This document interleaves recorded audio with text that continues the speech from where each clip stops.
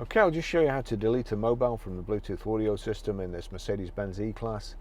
So from any screen, if you click on telephone, and you've got down here telephone and call lists, so we go down using the arrow keys to telephone, select telephone, click OK, Bluetooth telephones, import contacts, delete contacts. So Bluetooth telephone select. So we'll go to my phone there. Highlighted my phone and options at the side here, so there's right selector arrow to options, click OK, deauthorize. Do you want to deauthorize Barry's iPhone 11? It's defaulted to no, we want yes, click yes, and that's it gone.